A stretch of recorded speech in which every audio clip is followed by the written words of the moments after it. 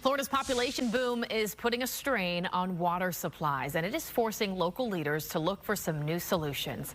In Tampa, it may mean making once-a-week watering restrictions permanent. Fox 13's Aaron Mesmer is live in Tampa for us to explain a little bit. So, Aaron, it's already once a week in Tampa, but that's supposed to be a temporary thing. But property owners now might have to make this a permanent thing? Yeah, I mean, some homeowners may be hoping for an eventual return to the twice-a-week watering that we're used to, especially during the rainy season, but they may not get that chance. And Mayor Castor, along with some other city leaders, think that's maybe for the best.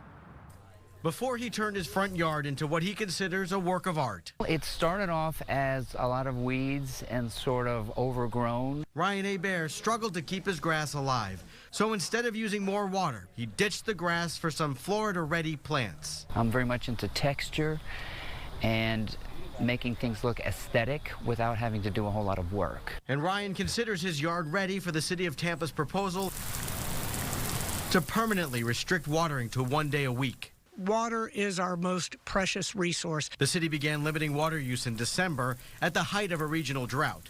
That's when the Southwest Florida Water Management District ordered the restrictions for Hillsborough, Pasco, and Pinellas counties.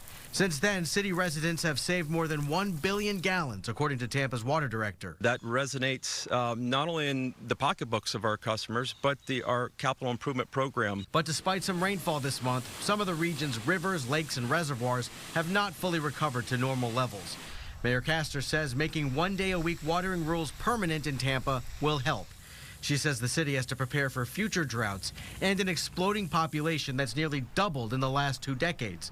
The water supply, however, is the same as it was in 2001, an allotment of 82 million gallons a day. By cutting that down to once a week and using Florida-friendly, irrigation-friendly landscaping in your yard, you can have a beautiful yard and save our most precious resource, water. That plan worked for at least one homeowner, and he believes it can work for others, too. So don't think of it as a problem. Think of it as a fun project that actually saves precious time and water. Yeah, the city also had to buy additional water from Tampa Bay Water twice this year just to meet the needs of customers. Meanwhile, the city council is going to vote on Thursday whether to make these restrictions permanent. Allie? All right, Aaron Mesmer live for us tonight in Tampa. Aaron, thank you.